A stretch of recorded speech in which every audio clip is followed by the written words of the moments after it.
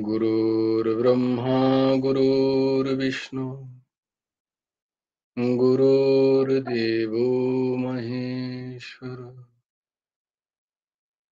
गुरुर्साक्षात् परब्रह्म तस्मै श्री गुरवे नमः। कृष्णाय वासुदेवाय हरये परमात्मने प्रणतक्लेशनाशाय गोविन्दाय नमो नमः। कृष्णाय वासुदेवाय देवकी नन्दनाय च नन्दगोपकुमाराय गोविन्दाय नमो नमः। वसुदेवं सुतं देवं कंसचाणूरमर्दनं देवकी परमानन्दं कृष्णं वन्दे जगत्।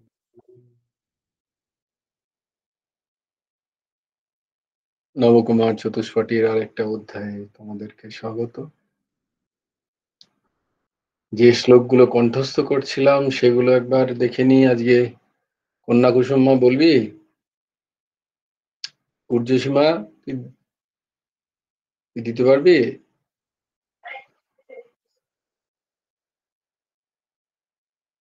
কন্যা কুসুম তাহলে বলবে। আমি তো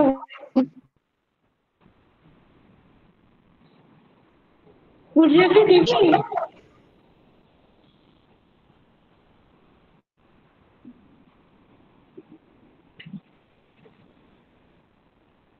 নাও শুরু করো। ধর্মক্ষেত্রে কুরুক্ষেত্রে সমবেতায়ুৎসব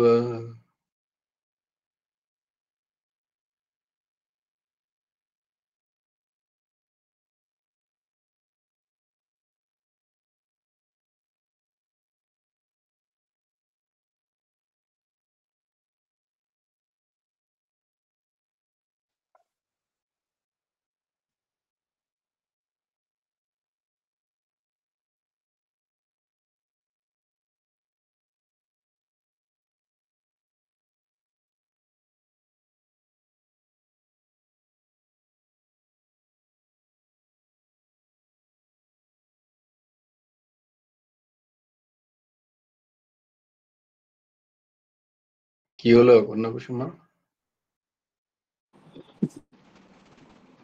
নেট নেই। ও ঠিক আছে, তাহলে আমি বলে দিই। আমি বললে দেবো? হ্যাঁ বললে দেবো? হ্যাঁ, তোকেই তো বলতে বললাম। বলছি এখনই নেট এলো। বুঝতে পারলাম না। এখনই নেট এলো। আচ্ছা বলো বলো। ধর্মক্ষেত্রে কুরুক্ষেত্রে সমবেতা যুযুৎসব মামকাঃ পাণ্ডবাশ্চৈব কিম কুর্বত সঞ্জয় যত্র যোগেশ্বরঃ কৃষ্ণ যত্র পার্থ ধনুর্ধর তত্র শ্রীর্বিজয়ো ভূতির্যুবা নীতির্মূর্তির্মম যদা যদা হি ধর্মস্য গ্লানির্ভবতি ভারত অভ্যুত্থানम् অধর্মস্য তদাত্মাनं সৃজাম্যহम् পরিত্রাণায় সাধূনাं বিনাশায় চ দুষ্কৃতम् ধর্ম সংস্থাপনার্থায় সম্ভবামি যুগে যুগে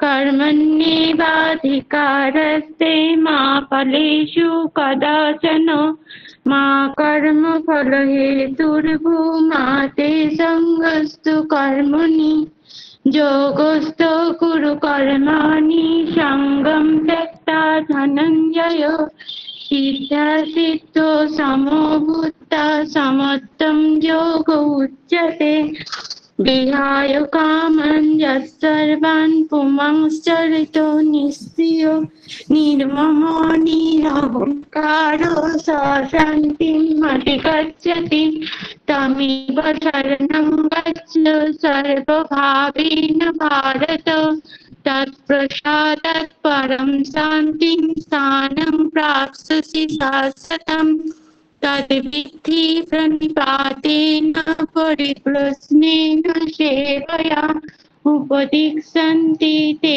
ज्ञानं ज्ञानिनः तत्त्वदर्शिनः श्रद्धावान् लभते ज्ञानस्तत्परो संयतेन्द्रियो ज्ञानं लब्ध्वा परं शान्तिम् अचिरेणाधिगच्छति कार्पण्यदोषो अपहतो स्वभाव तिच्छामि त्वां धर्मसंरक्षिताः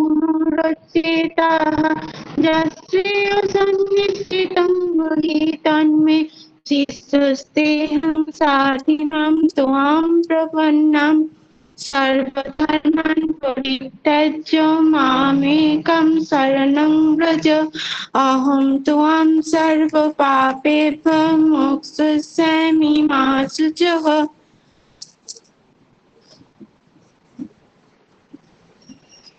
चञ्चलं हि मनः कृष्ण प्रमुखि बलवत्तिरं तत्सहं निग्रहं मन्ये वायुरिव सुदुष्करम् তারপরেরটা বলে দাও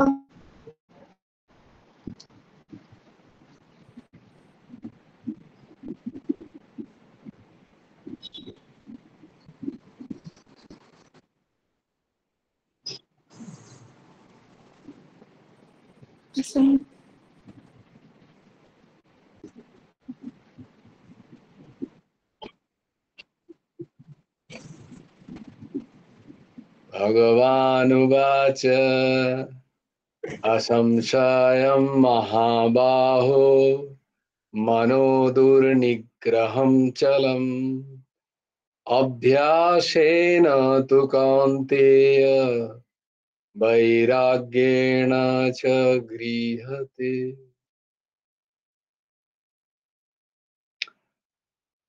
আশা করি সবাই এই 14টা শ্লোকের মানে তোমরা নিশ্চয়ই জানো। যদি কেউ না জানো তোমরা কিন্তু প্লিজ বলবে ক্লাসে যে আমি এই শ্লোকটার মানে আরেকবার বলে দেবো, কারণ যেটা কণ্ঠস্থ করছি অন্তত সেই শ্লোকগুলোর মানে তো আমাদের জানা উচিত। মানে বিশদ মানে, শুধু আক্ষরিক মানে নয়, সেটা বলতে কি বোঝাচ্ছেন গভীর মানেটা। নাও তাহলে আমরা ছিলাম শ্রীমদ্ ভগবদ গীতার অধ্যায় নম্বর 9। কালকে 6 নম্বর শ্লোক আমরা দেখেছি, আজকে 7 এবং 8 নম্বর শ্লোক দেখার আমরা চেষ্টা করব। আমার সাথে সাথে তোমরা উচ্চারণ করো। ও এখানে তো একসাথেই দেওয়া আছে। সর্বভূতানি কান্তেয় প্রকৃতিম ইয়ান্তি মামিকাম। সর্বভূতানি কান্তেয় প্রকৃতিম ইয়ান্তি মামিকাম। কল্পক্ষয়ে পুনস্থানি কল্পাদৌ বিসৃজাম্যহম। কল্পক্ষয়ে পুনস্তানি কল্পাদৌ বিসৃজাম্যহম।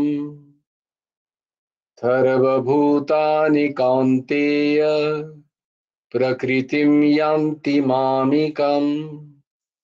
কল্পক্ষয়ে পুনস্তানি কল্পাদৌ বিসৃজাম্যহম। কৌন্তেয়, হে কৌন্তেয়, হে অর্জুন, কল্পক্ষয়ে কল্পগুলি সমাপ্ত হলে সর্বভূতানি সকল প্রাণী মামিকাম আমার প্রকৃতিম প্রকৃতিকে ইয়ান্তি প্রাপ্ত হয়। কল্পাদৌ কল্পগুলির প্রারম্ভে অহম আমি পুনঃ আবার তানি তাদের বিসৃজামি সৃষ্টি করি। ভগবান এখানে বলছেন, হে অর্জুন, কল্পগুলি সমাপ্ত হলে মহাপ্রলয়ের সময় সমস্ত প্রাণী আমার প্রকৃতিতে এসে লয় হয়ে যায় এবং কল্পগুলির আবার যখন প্রারম্ভ হয় সেটাকে বলা হয় মহাস্বর্গ। এক হয় মহাপ্রলয়, আবার যখন কল্প সৃষ্টি হয় তখন সেটাকে বলা হয় মহাস্বর্গ। মহাস্বর্গের সময় আমি আবার তাদের সৃষ্টি করি। তো ব্রহ্মার একদিন কে বলা হয় একটি কল্প। ব্রহ্মার একদিনকে একটি কল্প বলা হয়, যা মানুষের ক্ষেত্রে, আমাদের ক্ষেত্রে 1000 চতুর্যুগের সমান। একটা চতুর্যুগ, তেমনি 1000 চতুর্যুগ যখন শেষ হয়, সত্য ত্রেতা দাপর কলি এরম করে 1000 বার যখন শেষ হয় তখন একটা কল্প শেষ হয়, মানে ব্রহ্মার একটা দিন শেষ হয়। এইভাবে ব্রহ্মার আবার একটা রাত্রি, ঠিক এরম ভাবে 1000 চতুর্যুগ মনুষ্য সৃষ্টিতে। এইভাবে ব্রহ্মার 100 বছর পরে, ব্রহ্মার আয়ু হচ্ছে এইভাবে 100 বছর। তো এইভাবে ব্রহ্মার 100 বছর যখন পূর্ণ হয়ে যায় তখন মহাপ্রলয় হয়। তখন মহাপ্রলয়ে কি হয় না, ব্রহ্মা তার সমস্ত লীলা, তার সমস্ত সৃষ্টি সহিত তিনি পরমাত্মার প্রকৃতিতে লীন হয়ে যান। আবার যখন ভগবান তার যখন ইচ্ছা হয় তিনি তখন আবার মহাস্বর্গ, নতুন সৃজনের জন্য প্রস্তুত হন। সেটা আবার নতুন কল্প, সেটা বলে কালপাদাও, কল্পের আরম্ভ। তো ভগবান বলছেন, হে অর্জুন, সমস্ত প্রাণী আমারই অংশ এবং সর্বদা আমাতেই অবস্থান করে, কিন্তু এরা প্রকৃতির সঙ্গে এবং প্রকৃতির কার্য যে শরীর, এর সাথে একাত্মতা, আমি আমার এই সম্পর্ক করে নেওয়ার জন্য তাদের কর্ম এবং তার ফলের সঙ্গে তাদের সংযুক্ত হয়ে যাওয়ার কারণে সে বারংবার জন্মাচ্ছে এবং মৃত্যুবরণ করছে। এই মহাপ্রলয়ের সময়ও যখন ব্রহ্মার 100 বছর আয়ু পূর্ণ হলো, তখন যখন ব্রহ্মা আমাতে লীন হয়ে যায়, তখন এই যে প্রকৃতিতে বশীভূত, প্রকৃতির দ্বারা বশীভূত এই জীব, তাদের প্রকৃতিজনিত সম্পর্ক নিয়েই নিজে নিজেও যে কর্মসমূহ, সেই কর্মসমূহ নিয়েই সে আমার প্রকৃতিতে লীন হয়ে যায়। মহাপ্রলয়ে নিজ নিজ যে কর্মসমূহ, প্রকৃতিতে লীন হওয়া প্রাণীগণের যে কর্ম, আবার যখন পরিপক্ক হয়, যখন সেটা ফল দেয়, করার জন্য উন্মুখ হয়, তখন ভগবানের চিত্তে বহুশ্যাম প্রজায় একম বহুশ্যাম প্রজা, এই সংকল্পের উদয় হয়। আমার একা একা ভালো লাগছে না, আমি বহু হব, এই সংকল্পের উদয় হয় ভগবানের চিত্তে। তখন আবার মহাস্বর্গ, মহাস্বর্গ মানে আবার এই সৃষ্টির শুরু হয়, আবার এক অন্য ব্রহ্মার সৃষ্টি হয়। তিনি আবার সৃজন করেন নতুন ব্রহ্মাণ্ড। তাই কল্পের আদিতে, অর্থাৎ মহাস্বর্গের যে প্রারম্ভ, তখন ব্রহ্মা যখন প্রকটিত হন ভগবান দ্বারা, তিনি তখন কি করেন, পূর্ব পূর্ব যে কল্পে বা পূর্ব যে যখন মহাপ্রলয় হচ্ছিল, তখন যে জীবের যে কর্ম যেমনটি ছিল, ঠিক তার সেই কর্মের ফল অনুযায়ী তার আবার শরীর প্রাপ্তি হয়। নতুন যখন সৃষ্টি হয়, ওই জীবের আবার নতুন সৃষ্টি হয় শরীর, কিন্তু তার পুরনো কর্ম অনুযায়ী। তাই যে কর্মবিজ্ঞান আছে সেটা কিন্তু ভগবান কখনোই যদ্যপি ভগবানের প্রকৃতিতেই লীন হয়ে যাচ্ছে সৃষ্টি, কিন্তু তদ্যপিও যেহেতু জীবের অজ্ঞান কল্পিত অজ্ঞান কল্পিত যে প্রকৃতির সাথে তার সম্পর্ক, শরীর এবং এই সৃষ্টির সাথে তার সম্পর্ক অনুযায়ী যে কর্মের যে বেড়াজাল, কর্মের যে হিসাব, সেটি কিন্তু নষ্ট হয় না। সেটা দ্বারা আবার যখন ভগবান কল্পাদৌ হয়, কল্পের যখন সৃষ্টি হয়, তিনি প্রত্যেক জীবের সেই কর্ম অনুযায়ী তাকে শরীর প্রদান করে।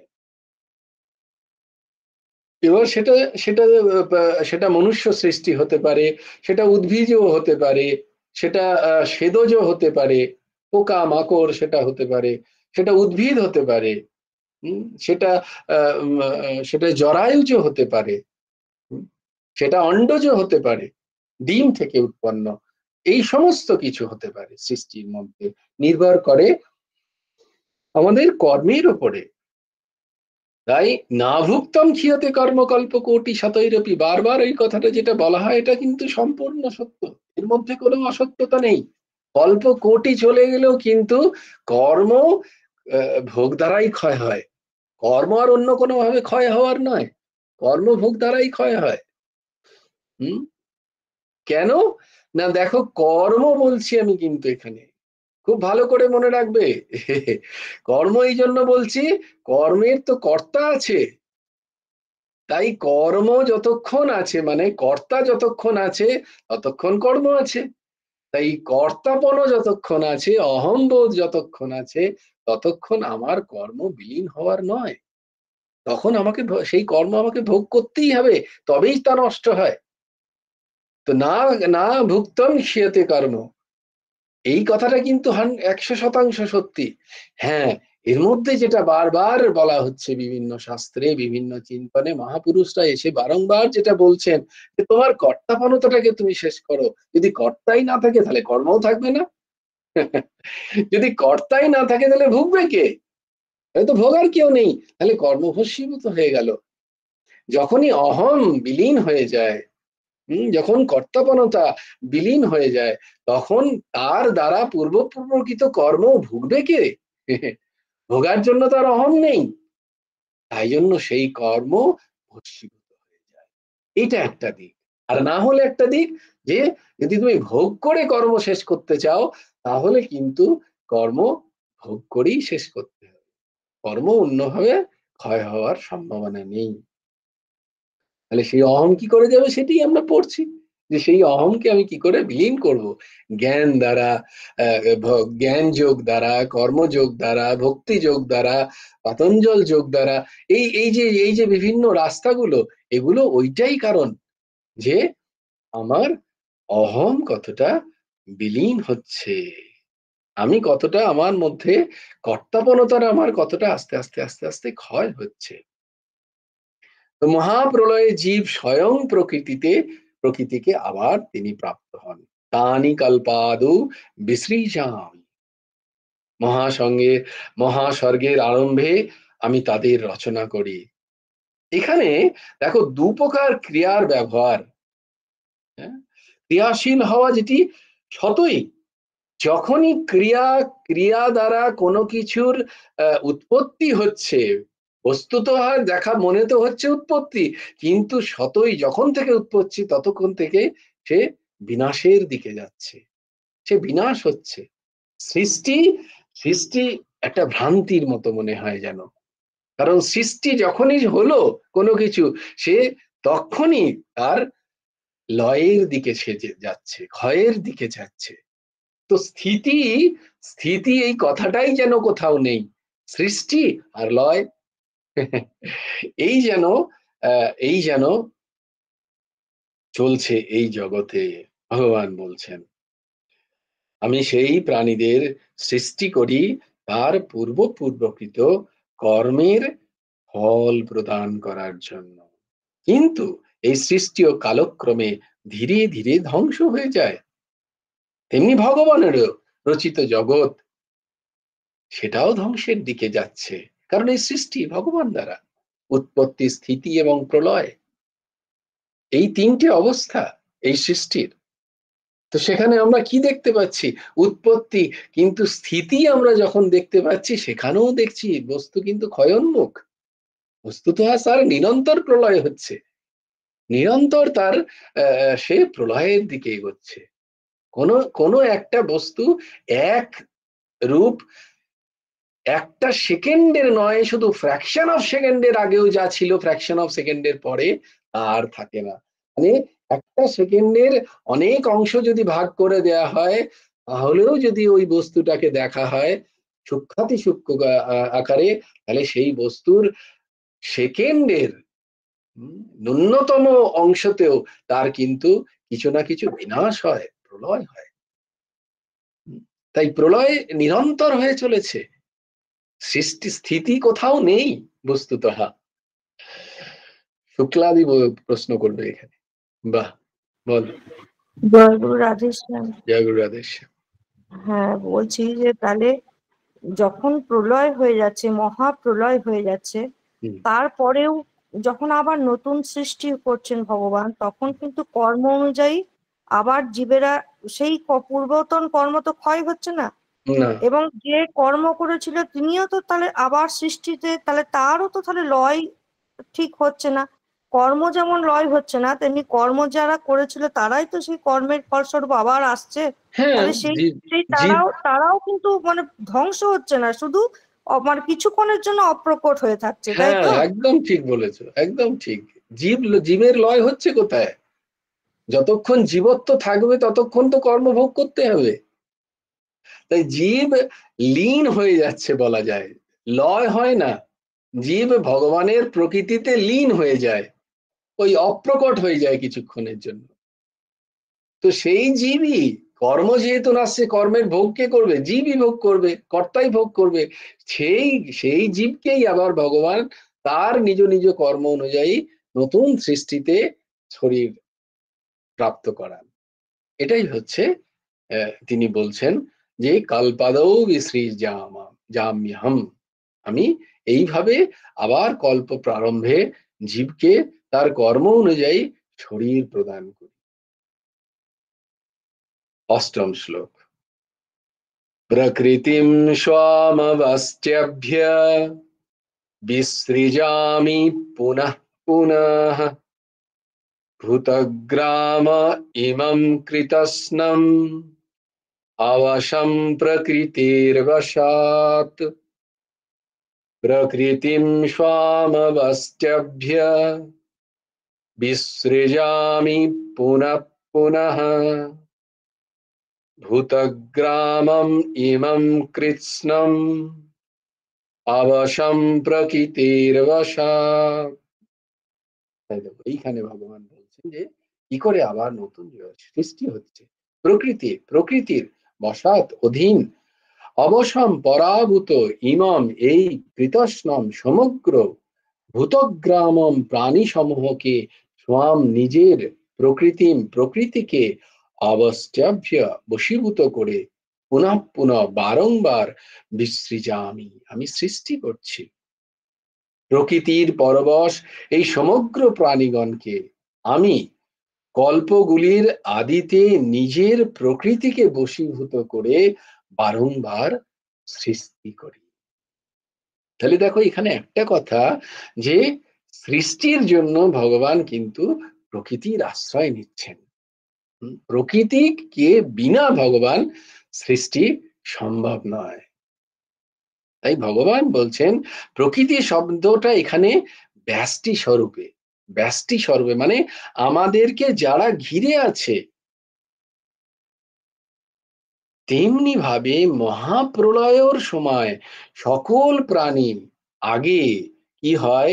নিজে ব্যষ্টি প্রকৃতিতে লীন হয়, সেটাকে বলে কারণ শরীর। এই করণ শরীরে আগে সে লীন হয়ে যায়, তারপরে সে সমষ্টি শরীরে লীন হয়।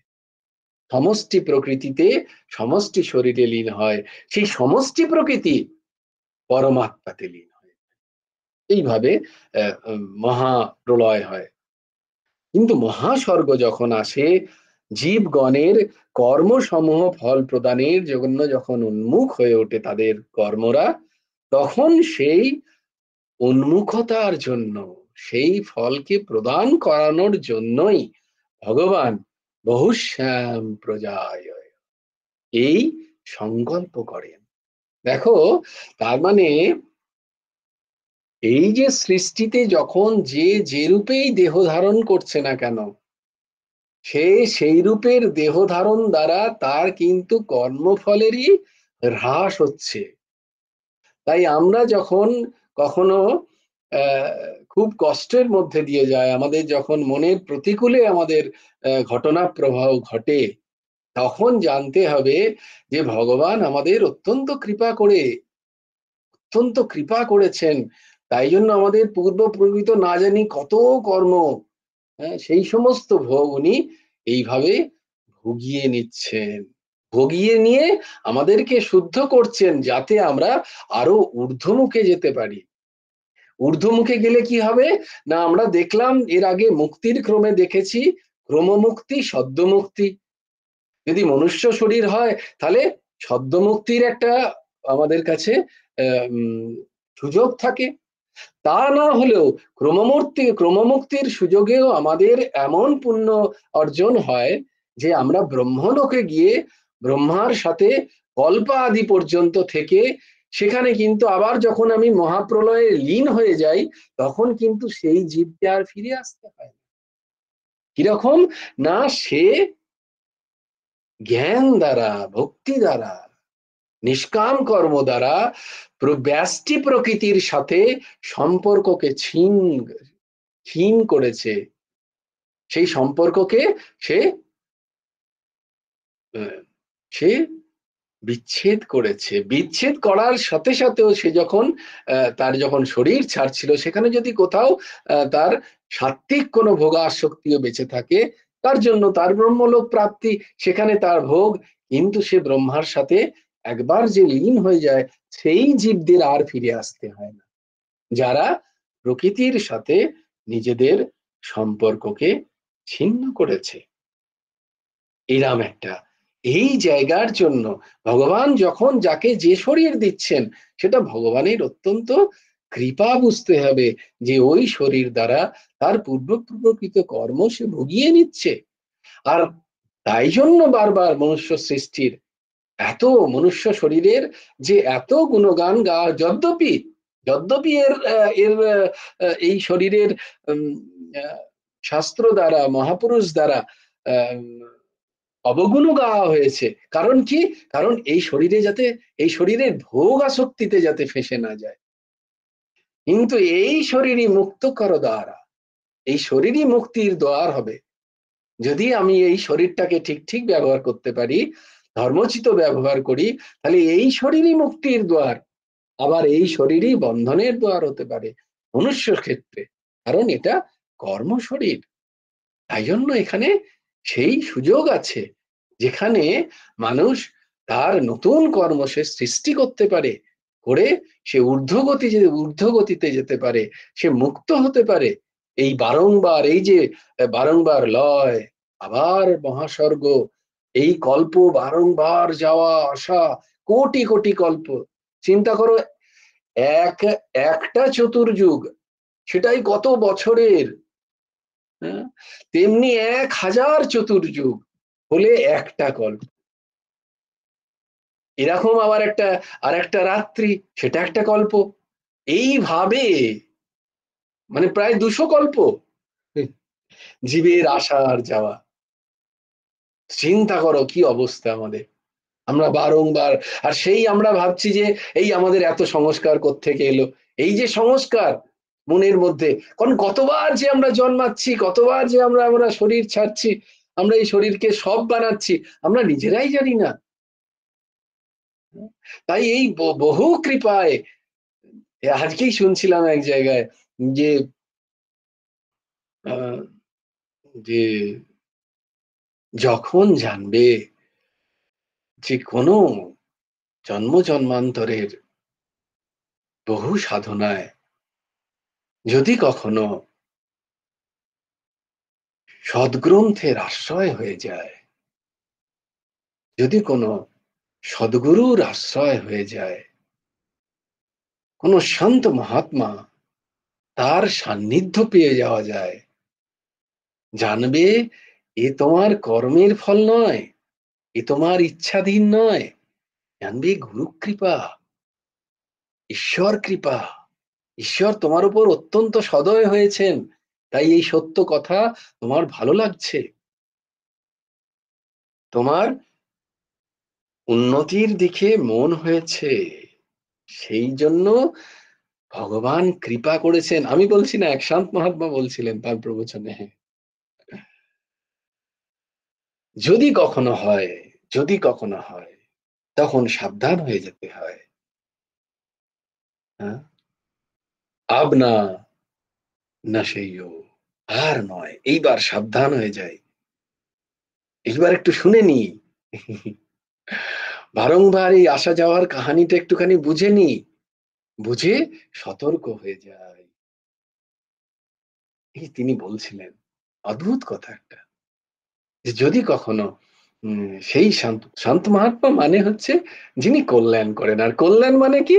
একটাই কথা, কল্যাণ মানে হচ্ছে এই বারংবার আসা যাওয়া থেকে যিনি ছুটকারা দিলেন, এই বারংবার আসা যাওয়ার যে বন্ধন, যে চক্র থেকে বেরিয়ে যাওয়ার রাস্তা যিনি দেখাচ্ছেন, তিনিই শান্ত, তিনিই মহাত্মা, তিনিই সদ্গুরু, তিনিই সদ্গ্রন্থ।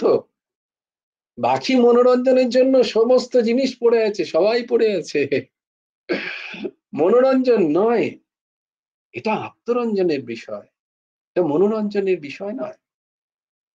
হ্যাঁ, যদি ভাবো যে মনোরঞ্জন হবে, না, হবে না, এখানে বরং মনের ক্ষয় হবে, মনকে মারতে হবে।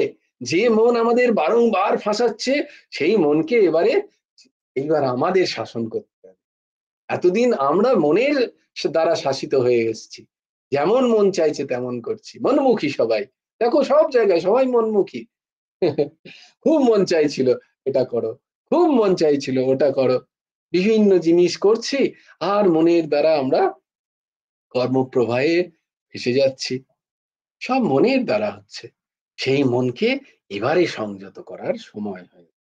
তাই এই জীবগণ মহাপ্রলয়ের সময় প্রকৃতিতে লীন হয়, অর্থাৎ তত্ত্বত প্রকৃতির কার্য প্রকৃতিতেই লীন হয়, আর পরমাত্মার যে অংশ চেতন সমুদয় তা পরমাত্মাতে লীন হয়। কিন্তু সেই চেতন সমুদায় নিজ নিজ গুণ এবং কর্মের যে সংস্কার তাদের মধ্যে বর্তমান থাকে, এই সংস্কার নিয়েই তারা পরমাত্মাতে লীন হয়।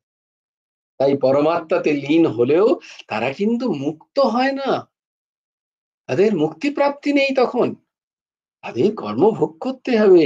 যদি লীন হওয়ার আগে, যখন লীন হচ্ছে, ওই যে চিন্তা করো, আমাদের সময় আছে, we have got so much of time, আমাদের কাছে এত সময়, ব্রহ্মা সৃষ্টিতে আমাদের সময়, যে আমরা এই ত্রিগুণাত্মিক প্রকৃতির সাথে নিজেদেরকে আলাদা করে নিই, আমরা পারছি না করতে।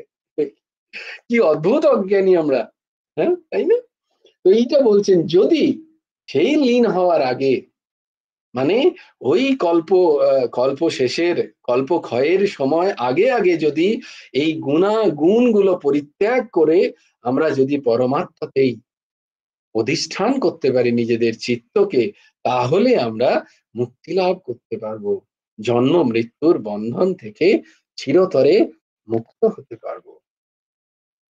তখন মহাস্বর্গ যখন আবার হবে, তখন আর আমাদের শরীর গ্রহণ করতে হবে না, পৃথক পৃথক শরীরের সঙ্গে আর সম্পর্ক স্থাপন করতে হবে না, বিভিন্ন যোনিতে গিয়ে জন্ম নিয়ে সেই জায়গাকার কষ্ট তাপ আমাদের ভোগ করতে হবে। এইটা হচ্ছে মূল প্রতিপাদ্য বিষয় গীতার, এইটাই হচ্ছে রাজবিদ্যা, এই বিদ্যা দিচ্ছেন ভগবান, এটাই হচ্ছে রাজগুহ্য, অতি সন্তর্পণে। যে বুঝে গেল, ওই যে বলে না, যে যে যে যে খুব চতুর সে কৃষ্ণ নাম নেয়। সে খুব চালাক, সে চালাক ধরে নিয়েছে, এই যে সৃষ্টির চালাকিটাকে ধরে নিয়ে সে নিজে খুব চালাক, সে নিজে মনে মনে কিন্তু আর সময় নষ্ট করছে না। এই যে প্রকৃতি পরমাত্মারই এক অলৌকিক শক্তি, যাকে মায়াও বলা হয়। হুম?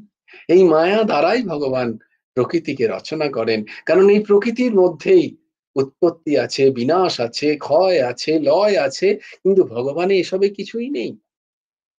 তাই এই প্রকৃতির দ্বারা সৃষ্ট যা কিছু কার্য কারণ, তা ভগবানের সাথে কোনো সম্পর্ক নেই তার। ভগবান এক মুখ। মানুষ যখন কোনো কাজ করে সেগুলি সে নানা করণ উপকরণ এই সমস্ত ইন্দ্রিয় এবং বৃত্তির সাহায্যে করে। এটি মানুষের দুর্বলতা না, এটা সংস্কার। এটি তার, এটা তার করণ, সে করণ নিয়েই করছে এতদিন ধরে, যুগ যুগ ধরে, কোটি কোটি বছর ধরে সে এই করছে, এটা তার সংস্কার। সে এগুলোর দ্বারা কর্ম সম্পন্ন করে। তবে কি হয় না, অজ্ঞানের কারণে, দুর্বলতার কারণে সে ওই কর্মগুলোকে নিজের কর্ম এবং নিজের জন্য মনে করে বসে। তার ফলে কি হয়, সেই কর্মের ফল তাকে ভোগ করতে হয়, সে সেগুলোর অধিপতি হয়। আমি করেছি এই ভাব আসে তার, তার মধ্যে কর্তৃত্ব থাকে। যার কর্তৃত্ব থাকবে তাকে তার কর্মের ফল ভোগ করতে হবে, সেটা শুভ হোক বা অশুভ হোক। শুভ কর্ম আমি করছি, ফল ভোগ করতে হবে, অশুভ কর্ম আমি করছি, ফল ভোগ করতে হবে। এটাই হচ্ছে কর্মবিজ্ঞান। কিন্তু ভগবানের দ্বারা প্রকৃতিকে আশ্রয় করে, মায়াকে আশ্রয় করে যে সৃষ্টি হয়, সেখানে ভগবান সেখানে লিপ্ত নন, তিনি নির্লিপ্ত এই সৃষ্টি কার্যে। তাই ভগবত তত্ত্ব যে জীব, সে যখন ভগবানের সাথে নিত্য সম্পর্ক স্থাপন করে, তখন সেও মায়া দ্বারা, প্রকৃতি দ্বারা এই সৃষ্ট জগৎ থেকে নিজেকে আলাদা এই বোধ করে নেয়। তার এই বোধ হয় এই সৃষ্টি তার জন্য নয়, এই সৃষ্টি তার সাথে কোনো সম্পর্কও নেই, এই সৃষ্টি সে নিজেও নয়। এই বোধ এসে গেলে নয় সদ্য মুক্তি, নালে ক্রমমুক্তির পর্যায়ে জীব আস্তে আস্তে তার ঊর্ধ্বগতি হয়। जय जय श्री राधे, जय जय श्री सीताराम, हर हर महादेव। भज गुरु हेमंत देव राधे श्याम, जप हरे कृष्ण हरे राम। जय जय श्री राधे, जय जय श्री राधे, जय जय श्री राधे। हरि बोल, हरि बोल, हरि हरि बोल। जय गुरुदेव, जय गुरुदेव, जय गुरुदेव। जय जय परमहंस ठाकुर श्री श्री हेमंत देव। जय गुरु राधेश्याम। श्री गुरुर्पणमस्तु। श्री हेमंत देवार्पणमस्तु। সবাই ভালো থেকো, সুন্দর থেকো, সুস্থ থেকো। জয় গুরু রাধেশ্যাম।